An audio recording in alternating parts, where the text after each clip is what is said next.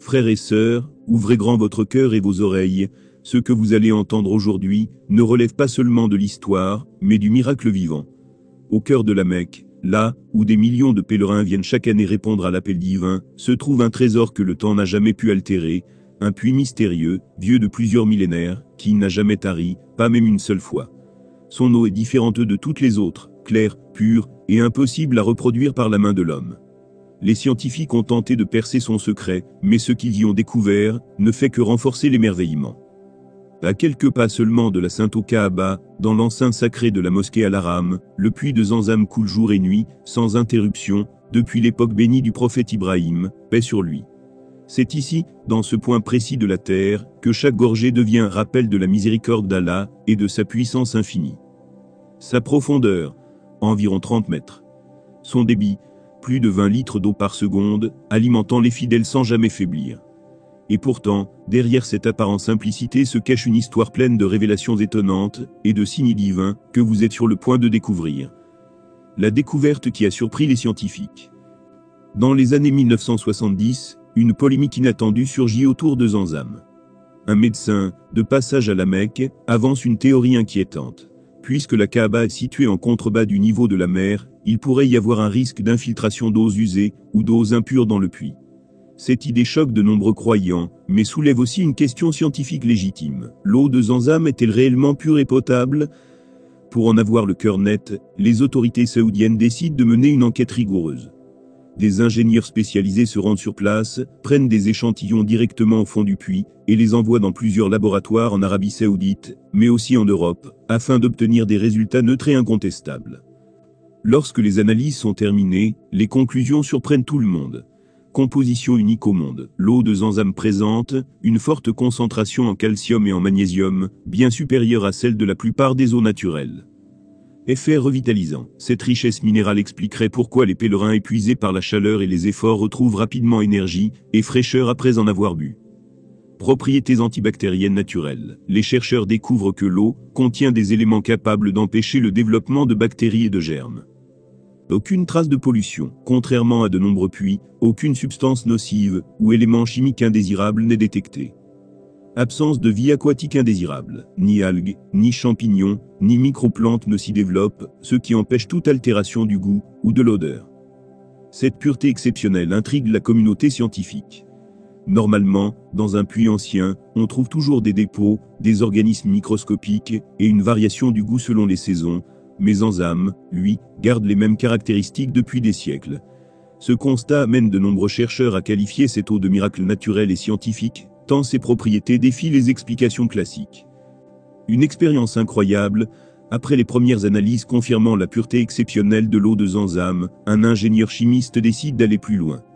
Il ne veut pas seulement connaître la composition de l'eau, il veut comprendre d'où elle vient et comment ce puits, vieux de plusieurs millénaires, peut fournir autant d'eau sans jamais s'assécher.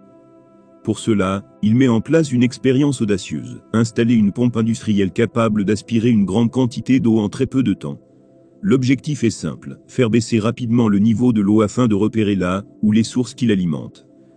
La pompe est mise en marche, les litres d'eau commencent à être aspirés avec puissance, mais là, première surprise, le niveau de l'eau reste parfaitement stable. Pas une seule baisse, pas même de quelques centimètres. L'ingénieur, intrigué, descend alors dans le puits pour observer de plus près. Sous ses pieds, le sable se met à bouger doucement, comme si quelque chose circulait dessous. Et pourtant, aucune fissure, aucune canalisation, aucune entrée d'eau visible sur les parois. Le plus étonnant, c'est que l'eau continue de jaillir au même rythme que la pompe l'extrait, comme si une force invisible alimentait le puits en continu, compensant instantanément chaque litre retiré. C'est un phénomène que la science peine à expliquer, un équilibre parfait entre ce qui est prélevé et ce qui est fourni par la source, sans variation de pression ou de niveau. Exploration mystérieuse. Face à ce phénomène inexplicable, un puits qui se remplit à mesure qu'on le vide, les chercheurs décident de pousser l'investigation encore plus loin. Ils forment une équipe spéciale composée de plongeurs expérimentés, équipés de caméras sous-marines et de bouteilles d'oxygène, afin d'explorer les profondeurs du puits de Zamzam. Dès la descente, une sensation étrange s'installe. L'air semble différent. Le silence est presque total, comme si le bruit du monde extérieur n'atteignait pas cet endroit. La lumière des lampes éclaire les parois, révélant une roche ancienne polie par des siècles d'écoulement d'eau. Puis, les plongeurs font une découverte inattendue. Des pièces anciennes, d'origines diverses, certaines si usées par l'eau qu'il est impossible d'en lire les inscriptions. Des vases étranges, au design inhabituel, semblant venir d'époques et de cultures différentes, probablement jetés par des pèlerins, il y a des siècles. Des fragments de marbre gravés de noms ou de symboles, vestiges d'offrandes anciennes. Mais ce qui les déroute le plus, ce n'est pas ce qu'ils voient, c'est ce qu'ils ne parviennent pas à voir. Malgré des heures de recherche, ils ne trouvent aucun point précis où l'eau pénètre dans le puits. L'alimentation semble venir de toutes parts, et de nulle part à la fois. Et puis, un phénomène encore plus troublant se produit. Les boussoles, pourtant fiables, se mettent à indiquer des directions incohérentes. Les instruments de navigation électronique affichent des valeurs erronées. Impossible d'orienter correctement la recherche, ou de déterminer la provenance exacte de l'eau. Retour dans le temps, pour comprendre le puits de Zamzam, il faut remonter plusieurs millénaires en arrière. L'histoire commence avec le prophète Ibrahim, paix sur lui.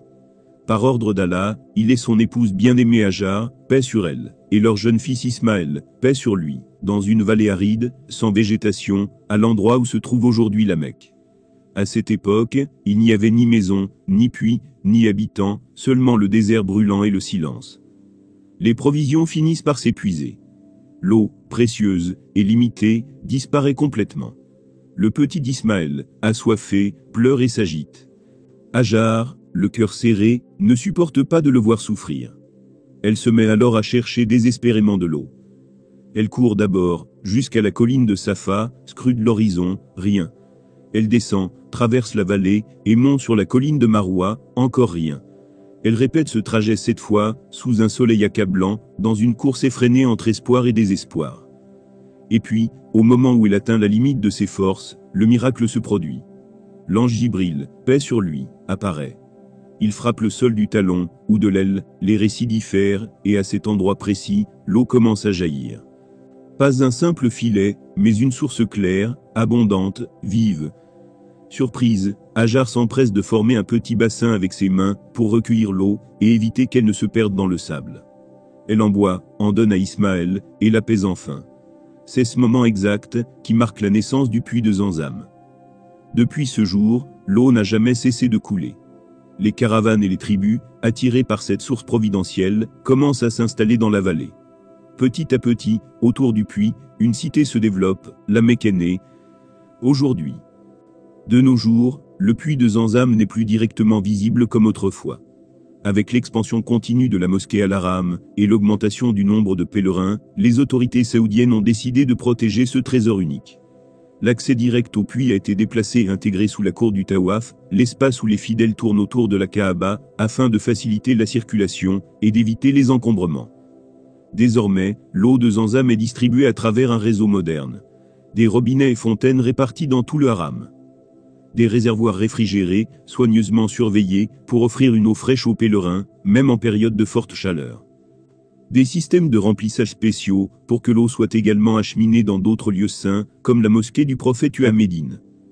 Mais au-delà de cette modernisation, la pureté de l'eau reste une priorité absolue. À intervalles réguliers, des équipes spécialisées descendent dans le puits, pour effectuer un nettoyage méticuleux. Ils retirent tout objet tombé par inadvertance, brossent les parois, et vérifient que le flux de la source reste intact. Des analyses sont faites pour confirmer que la composition minérale et la qualité sont identiques à celles que connaissaient les générations passées.